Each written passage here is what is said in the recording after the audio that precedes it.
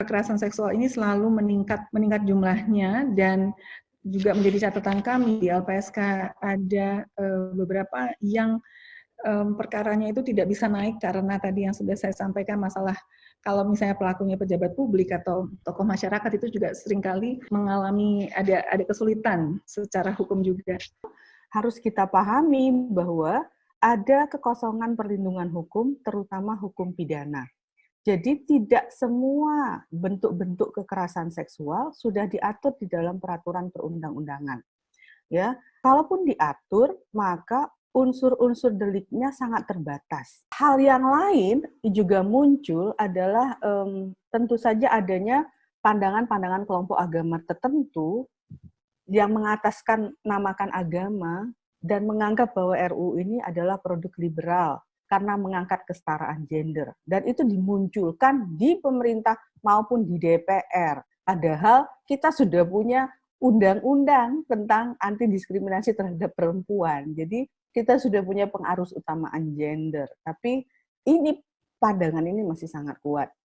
Pada saat kami di Komnas Perempuan waktu itu mempresentasikan bahwa ada budaya dalam masyarakat yang itu punya nuansa kekerasan terhadap perempuan dan anak. Itu banyak budayawan atau ahli lain sempat mengcounter isu ini. Kok kekerasan menjadi budaya di Indonesia? Indonesia itu tidak punya budaya kekerasan. Indonesia itu santun, budayanya seluruhnya santun. Ya memang di banyak tempat daerah tidak dikenal isu kekerasan, tetapi apa yang dilakukan masyarakat di sana dalam adat tertentu yang dianggap bukan kekerasan itu menunjukkan kekerasan sebenarnya. Dan itu dianggap sebagai pendidikan atau pendisiplinan, khususnya kalau itu untuk anak-anak dan perempuan. Secara formal sebenarnya RUU Penghapusan Kekerasan Seksual ini masih menjadi usul inisiatifnya Komisi 8. Karena keputusan DPR-nya ternyata diubah menjadi usul inisiatif Komisi 8. Sehingga masih bergantung pada Komisi 8. Nah, oleh karena itu yang sedang saya lakukan adalah ya kembalikan dulu, mudah-mudahan bisa ya menjadi inisiatif dari anggota, dan kemudian saya akan melakukan lobby-lobby fraksi-fraksi lain dan juga mengajak teman-teman sekalian yang selama ini mengawal RUU ini untuk bersama-sama kita memperbaharui naskah akademik dan draft RUU-nya. Saya tegaskan, siapa bilang tidak bisa masuk 2020 asal political will-nya clear DPR, sehingga dia bisa menjadi bagian dari urgensi yang harus dibahas sekarang, karena ini urusannya kemanusiaan nih. Urusannya pengingkaran dan penodaan terhadap kemanusiaan harus menjadi skala prioritas. Kami akan mohon ini jalur komunikasinya bagaimana agar efektif. Kalau Nasdem sudah mengatakan bersedia membuka diri, kami juga tantang begitu. Ayo Nasdem, ayo duduk sama kita, berapa toh orangnya yang bisa kami ajak bicara. Peta di dalam adalah Nasdem yang cari, peta akademisi kami yang cari, peta LSM ada yang cari, kita duduk. Karena target kita ya usahakan jadi prolegnas 2020. Maka saya mengusulkan rancangan undang-undang ini jangan semata di tangan fraksi, jangan semata di tangan di DPR. Dia harus kembalikan kepada institusinya yang tertinggi, yaitu partai politik. Kan fraksi itu kan perpanjangan tangan partai. Kalau tangannya lemah, balikkan itu ke partai, partai yang bertindak.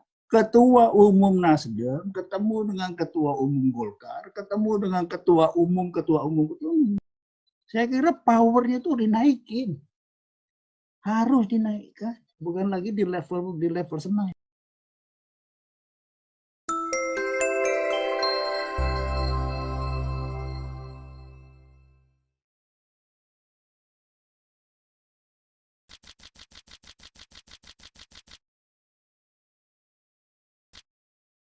Sesungguhnya para pekerja rumah tangga ini adalah bagian paling penting dari sebuah rumah tangga. Khususnya bagi saya pribadi, saya sangat bergantung kepada para pekerja rumah tangga dan mereka adalah bagian dari keluarga kita.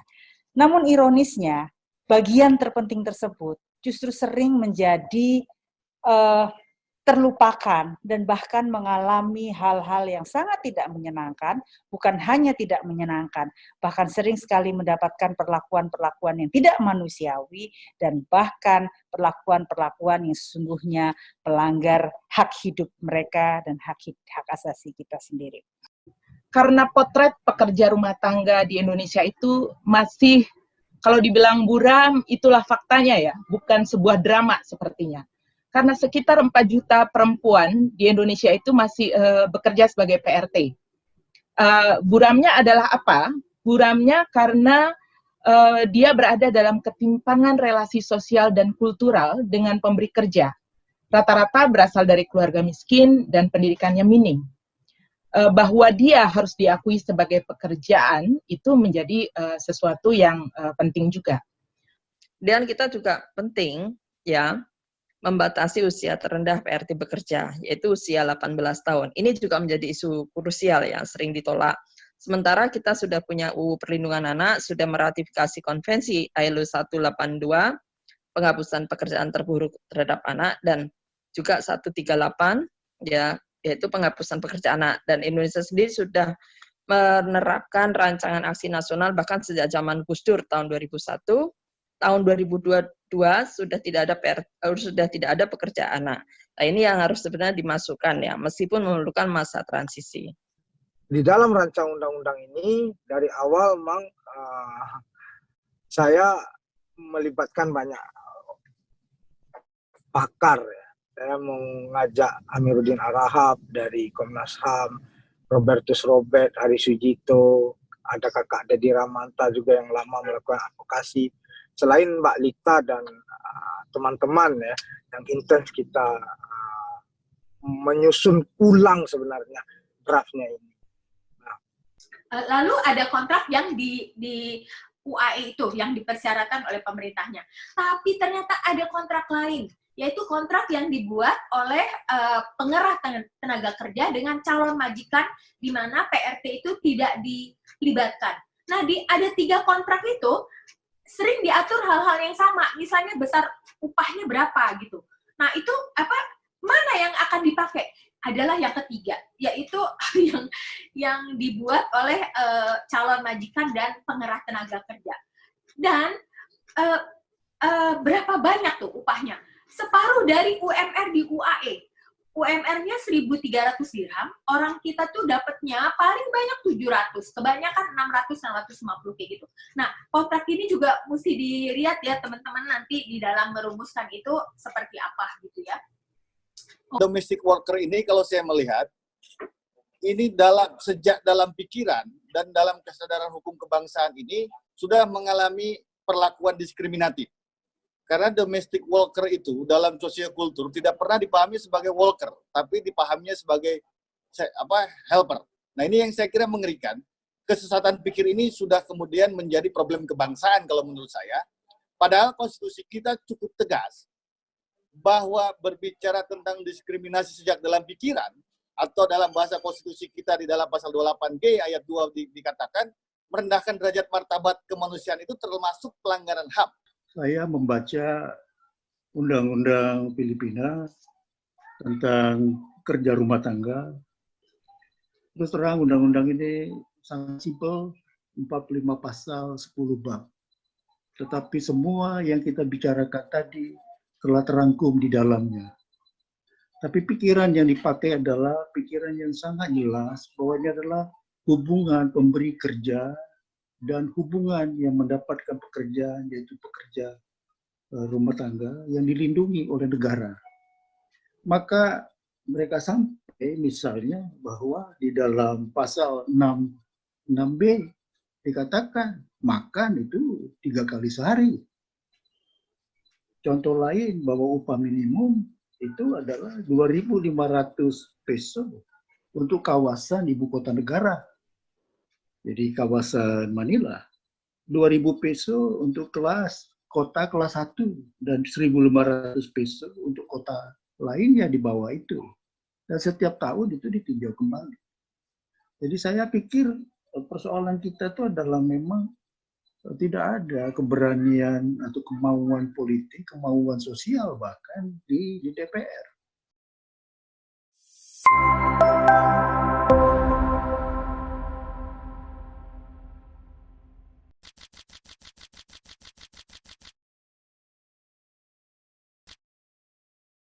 Secara khusus, bagaimana sudah disampaikan oleh Mbak Arimbi selaku host dan moderator pada hari ini, bahwa Forum Diskusi Denpasar 12 sudah beberapa kali mengadakan diskusi yang berhubungan dengan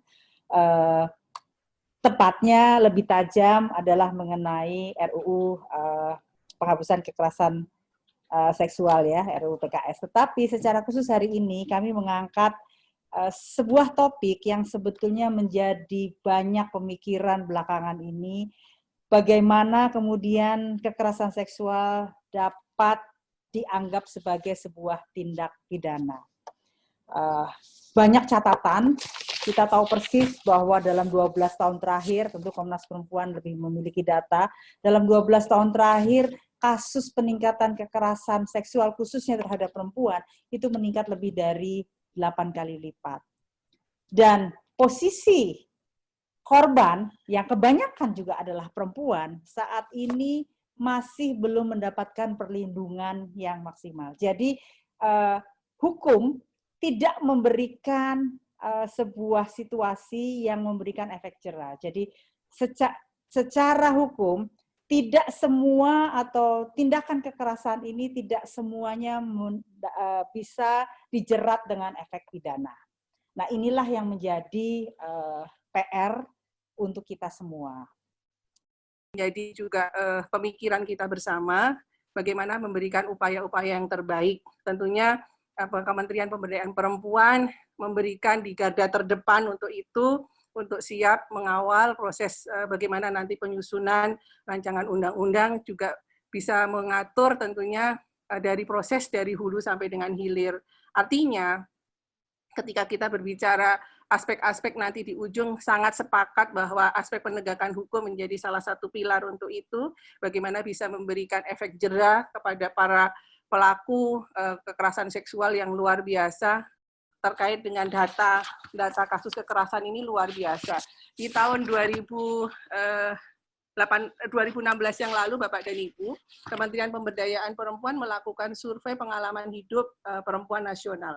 Kami mendapatkan data catatan yang sangat memprihatinkan, karena data di sana menyebutkan bahwa 1 dari 3 perempuan itu mengalami kekerasan. 1 dari 3, artinya setiap ada 3 perempuan, 1 mengalami kekerasan, termasuk kekerasan seksual.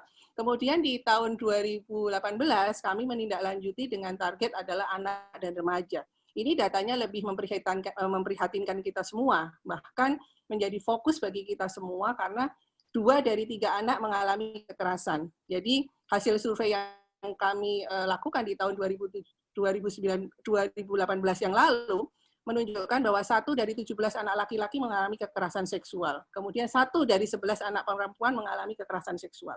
Ini menjadi fenomena, kami selalu mengangkat ini sebagai fenomena gunung es, Bapak dan Ibu, yang sewaktu-waktu bisa saja muncul. Hanya saat ini memang kejadian-kejadian ini banyak sekali yang belum terlaporkan. Nah, ini yang juga menjadi perhatian kita semua. Kalau kita perhatikan di Undang-Undang Dasar tahun 1945, khususnya pasal 29 huruf G, memang salah satu tugas negara itu adalah menjaga martabat manusia atau human dignity. Nah, ini adalah pengaturan perlindungan terhadap martabat kemanusiaan. Ini adalah perintah konstitusional, gitu. Ini adalah perintah konstitusional.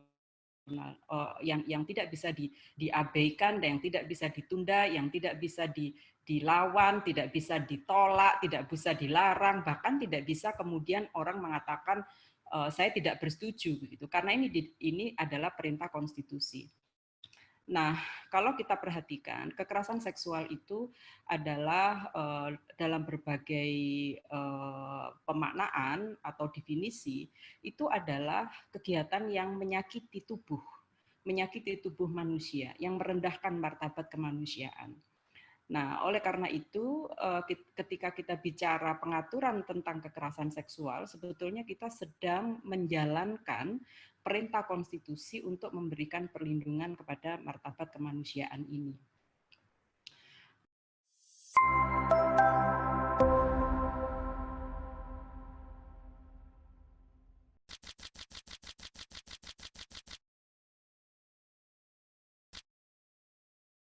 Di samping korban kebanyakan perempuan, kita juga masih terkukung pada adanya sebuah pemahaman, ya saya katakan ini sebuah pemahaman atau semacam kungkungan sosial dan budaya, di mana perempuan yang lebih banyak menjadi korban justru tidak mendapatkan perlindungan hukum, malah sering ditempatkan sebagai pemicu dari perbuatan itu sendiri. Nah, ini yang saya rasa harus segera bisa kita selesaikan. Di samping itu, bagaimana juga kemudian hukum bisa hadir, negara hadir, memberikan perlindungan dan memberikan rasa aman, karena perlindungan dan rasa aman itu adalah kewajiban negara bagi semua warga negaranya. Bahwa kekerasan seksual itu negara punya tanggung jawab bagaimana melakukan perlindungan, pemulihan, kemudian penanganan terhadap kasus-kasus kekerasan seksual. Karena itu bagaimana negara tidak abai, maka harus ada hukum-hukum yang sesuai, kebijakan-kebijakan yang memadai, serta sistem yang memadai untuk pemulihan korban. Kalau misalnya pelecehan seksual ada di dalam KUHP, tapi di dalam KUHP dia mensyaratkan adanya kontak fisik antara pelaku dengan korban. Sementara perkembangannya atau situasi realnya di lapangan, pelecehan seksual tidak selalu ada kontak fisik antara korban dengan pelaku. Apalagi kalau itu misalnya terjadi melalui media cyber, itu nggak akan ada kontak fisik gitu, tak. Sehingga undang-undang yang ada sekarang itu nggak cukup bisa menjangkau situasi ini. Ini yang perlu untuk digarisbawahi, entry point dari RUU Pungkas ini ke arah hukum pidana khusus, bukan hukum pidana. Misalnya ada yang dalam perkembangannya ada hukum pidana administrasi dan sebagainya, itu nanti mungkin di diskusi mendatang. Kemudian itu ada 6 elemen kunci ya, terkait dengan yang pertama pencegahan KS, yang kedua definisi dan 9 jenis KS, yang ketiga terkait dengan hukum acara pidana, yang keempat hukum pidana, maksudnya terkait dengan pidana, perbuatan pidana itu sendiri dan ancaman pidananya, yang kelima pemulihan, dan yang keenam pemantauan. Nah ini sebenarnya kalau misalnya dilihat dari kebijakan kriminalnya, ini merupakan sebuah RUU yang paket hemat, sudah masuk semuanya, ini sudah komplit, semuanya sudah masuk, nggak hanya mengatur tindak pidananya saja, tidak hanya mengatur hukum acaranya saja, tapi juga terkait dengan pencegahan, pemulihan, dan pemantauan. Ini yang elemen kunci ini, semoga nanti bisa teman-teman sepakati. Ini adalah hal yang krusial untuk menjadikan ini sebagai hukum pidana khusus.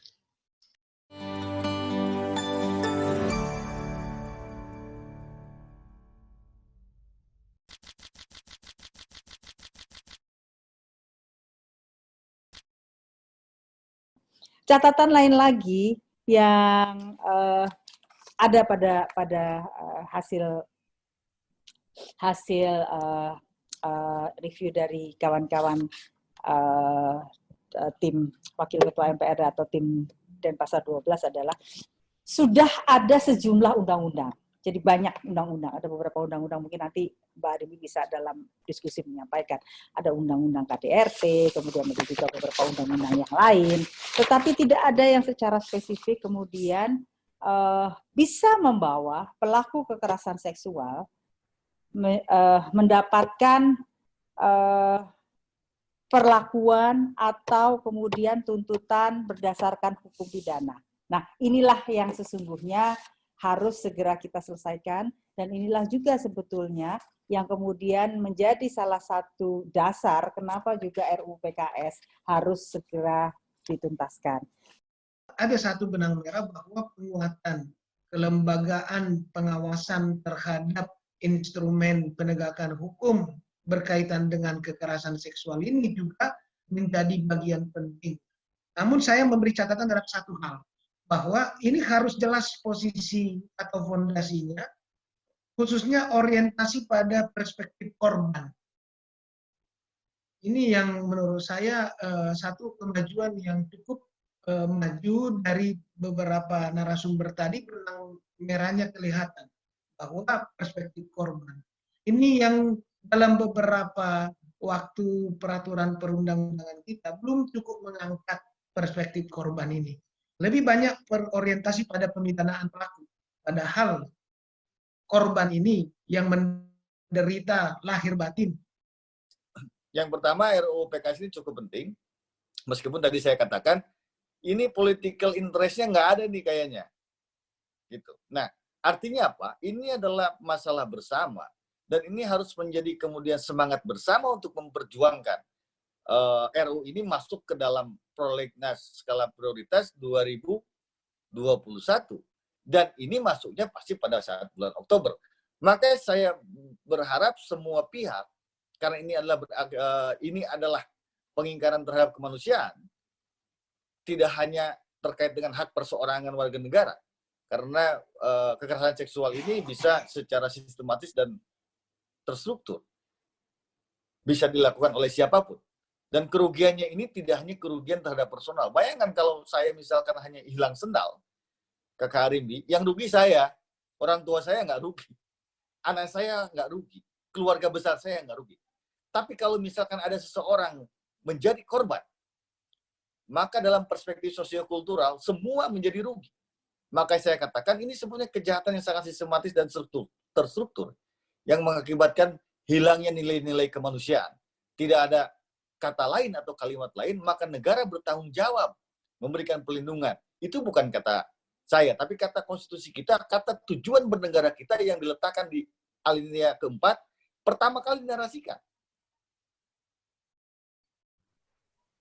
Padahal selama masih berupa rancangan undang-undang, adalah kewarasan terjadi pro dan kontra.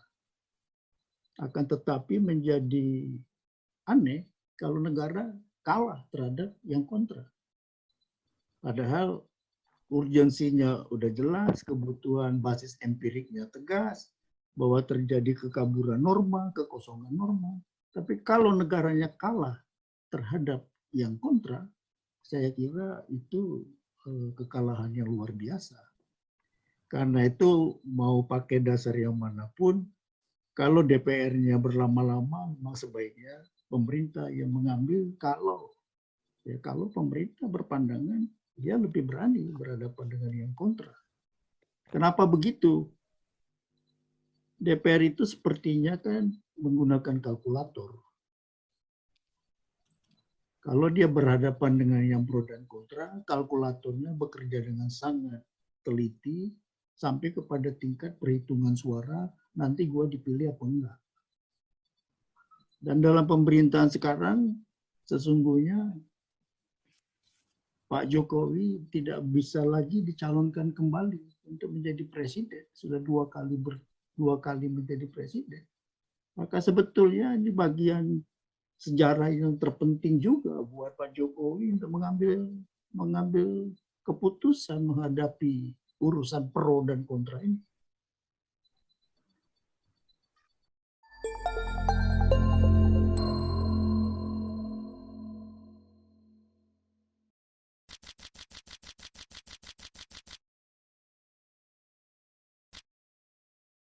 Di sini kita berjuang bukan hanya melalui saluran-saluran atau sistem yang resmi, tetapi kita berkeyakinan bahwa kita harus berjuang bersama-sama, bergandengan tangan, dan menjadi sebuah gerakan. Bukan hanya sebuah gerakan formal belaka, tetapi juga sebuah gerakan yang melibatkan seluruh unsur masyarakat. Dan harapan kami tentunya para perempuan bisa menjadi garda terdepan yang mensukseskan apa yang kita cita-citakan bersama. Lebih jauh ketika dikaitkan dengan no poverty ya misalnya, maka ekonomi kerakyatan yang memberi ruang kepada perempuan untuk terlibat secara kemandirian ekonomi itu menjadi salah satu kuncinya. Termasuk juga di dalam konteks bagaimana pendidikan bagi kaum perempuan, hak-hak, jadi bukan hanya perlindungan tapi juga hak-haknya diberikan. Nah, di dalam sekian kasus tersebut itu terdapat sekitar 40% kekerasan seksual yang dicatatkan sebagai kasus perkosaan sebanyak 8.000 sekian. Nah, dari kasus perkosaan tersebut itu hanya kurang dari 30% yang diproses secara hukum. Nah, dari gambaran angka ini sebetulnya bisa kita bayangkan bahwa regulasi yang ada saat ini tidak mengakomodasi masalah-masalah yang terjadi di masyarakat, gitu, masalah-masalah perempuan, kekerasan seksual. Nah, kemudian dalam soal pemberdayaan atau IDG, itu Indonesia juga konteks perempuan atau kesetaraan gendernya cukup meningkat. Ini terlihat dari sebetulnya partisipasi perempuan di partai politik, terutama di DPR dan DPRD dan DPD. Namun tetap saja kalau kita lihat dari data yang ditunjukkan, masih tetap terlihat tidak terlalu signifikan pengambilan keputusan perempuan dalam dalam dunia profesional dan dunia ekonomi lainnya. Seharusnya titik berat dari RUU yang berhubungan dengan perempuan ini nanti pada pemulihan, pada remedi si perempuan yang menjadi korban. Ini kan jarang sekali undang-undang kita menitik beratkan pada pemulihan korban atau pemulihan perempuan sebagai manusia. Ini kan jarang sekali ya menjadi satu perhatian. Rata-rata kalau sudah masuk ke ranah hukum, pengadilan dianggap sudah selesai. Sesungguhnya itu belum selesai karena problem berikutnya adalah apakah korban kemudian sudah pulih kembali sebagai manusia. Ini yang harus kita sadari bahwasannya terkait dengan isu-isu KS ini haruslah menjadi prioritas utama untuk menegaskan kembali, terutama di ranah legislatif. Ini memang sebuah tindak pidana yang khusus, yang memang bersifat spesialis dalam bingkai tindak pidana yang bersifat umum. Inilah pentingnya apa yang tadi dikemukakan oleh para narasumber terdahulu, bahwasanya ada beberapa hal yang terkait dengan data statistik dan kebijakan kriminal. Bisa dilihat Undang-Undang PPRT, kawan-kawan semua, sampai hari ini tidak ada naskah akademiknya. Parlemen belum punya naskah akademiknya. Naskah akademiknya baru dimiliki oleh Jala PRT. Sehingga saya masih terus terang ragu-ragu apakah di 2021 ini akan dibahas di Balik. Nah, jangan sampai nanti beberapa partai politik menyatakan ke publik mendukung, tapi ternyata di Balik didiemin aja. Saya kira kekerasan, diskriminasi, dan ketidakadilan terhadap perempuan dan juga kelompok rentan lainnya itu terjadi karena beberapa hal. Pertama, ketimpangan gender, kemudian interpretasi yang keliru atas ajaran agama, kemudian perangkat hukum yang tidak memadai, serta budaya patriarki. Mereka yang menolak RUU PKS dan RUU Perlindungan Pekerja Rumah Tangga, saya pikir juga menghambat kedua RUU tersebut karena alasan-alasan tadi. Pertimbangan dan keputusan parlemen sebagai lembaga legislatif tidakkah seyogianya dapat melampaui berbagai interpretasi yang menghambat disahkannya kedua RUU yang kita bicarakan ini. Sebab kalau parlemen sebagai lembaga legislatif tidak dapat melampaui interpretasi agama, interpretasi budaya, dan seterusnya, lalu buat apa kita memilih mereka?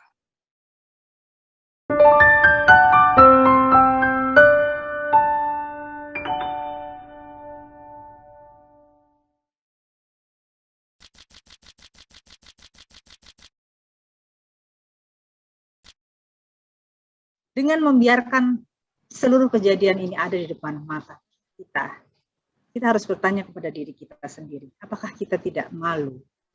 Dan bukankah ini sesungguhnya malah menodai integritas diri kita sendiri? kita menyaksikan berbagai macam kekerasan di depan mata kita, tapi kita tidak mampu memberikan perlindungan terhadap para korban dan hukum berlaku. Pembuktian perkosaan itu dibebankan kepada korban. Pengaduan kasus pemerkosaan tidak dapat ditindaklanjuti jika korban tidak memiliki bukti awal yang cukup. Dan dia tidak bersedia menggunakan alat bukti tambahan. Karena kalau korban tidak bisa menyediakan bukti awal yang cukup ketika dia mengadukan pemerkosaan yang dia alami, dia bisa menggunakan bukti tambahan, dalam hal ini sumpah. Nah, kalau dia tidak mau menggunakan bukti tambahan, pengaduan dia tidak bisa ditindaklanjuti. Jadi di sini terlihat bagaimana beban pembuktian itu diberikan kepada korban. Isi atau materi dari pedoman kejaksaan ini sangat komprehensif, ya, karena tidak hanya mengatur soal teknis, tapi juga mengatur soal perspektif. Kalau misalnya pedoman kejaksaan ini dijalankan dengan baik, berhasil disosialisasikan kepada seluruh jaksa, dan terimplementasikan, maka saya cukup positif, cukup optimis bahwa dengan adanya pedoman ini sedikit banyak bisa membangun secara perlahan perspektif dari para jaksa di berbagai daerah. Oleh sebab itulah rasanya sangat tepat dan relevan kalau hal yang berkaitan dengan ini, upaya untuk mewujudkan undang-undang penghapusan kekerasan seksual, ya, itu bisa segera disahkan dan bisa segera diundangkan, sehingga kekosongan hukum yang menjadi, ya, alat bagi penegak hukum untuk menjalankan secara konsisten, ya, beberapa hal yang selama ini sering menjadi kendala itu dapat diatasi. Kemudian yang jadi masalah juga kendala sidang kasus KBGO itu secara kebanyakan itu dilakukan secara terbuka, artinya mestinya KBGO ini dilakukan secara tertutup. Lah ini yang mestinya penegak hukum itu mestinya satu visi, bahwasanya permasalahan-permasalahan KBGO itu bukan menjadi ranah pengadilan yang terbuka. Harus juga menjadi pemahaman bersama bahwa RUU penghapusan kekerasan seksual ini bersifat universal, bahwa banyak yang beranggapan bahwa RUU PKS ini hanya untuk kaum perempuan saja. Tetapi yang harus menjadi kesepahaman bersama bahwa RUU PKS ini bersifat universal. Jadi untuk laki-laki dan untuk perempuan, bahkan untuk anak-anak di bawah umur. Pada kenyataannya, Bapak Ibu sekalian, di lapangan terdapat juga kasus laki-laki yang menjadi korban eksploitasi seksual dari perempuan. Kekerasan terhadap perempuan dan terutama kekerasan seksual terhadap perempuan dan juga yang lain pasti sangat membutuhkan RUU penghapusan kekerasan seksual, tapi sebetulnya tidak itu kalau kita mau menyasar yang sangat sungguh-sungguh menghapuskan segala kekerasan seksual, segala kekerasan dan diskriminasi terhadap perempuan. Juga banyak sekali sektor-sektor lain yang harus kita benahi. Salah satunya yang saya sebutkan tadi, Omnibus Law Cipta Kerja. Terima kasih, selamat sore.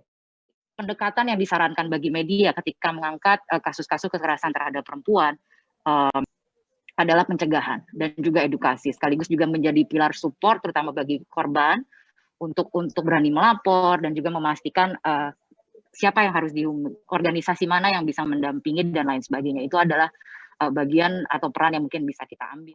Perlunya koordinasi semua pihak, policy makers itu berkoordinasi, karena seringnya undang-undang dibuat ya sudah gitu ya, sehingga dia tidak efektif. Dan yang juga menarik adalah human right based gitu. Semua manusia harus bebas dari kekerasan seksual, kekerasan terhadap perempuan. Bahkan pengungsi pun karena dengan dia tidak punya kertas misalnya, tidak menghilangkan hak dia untuk dilindungi.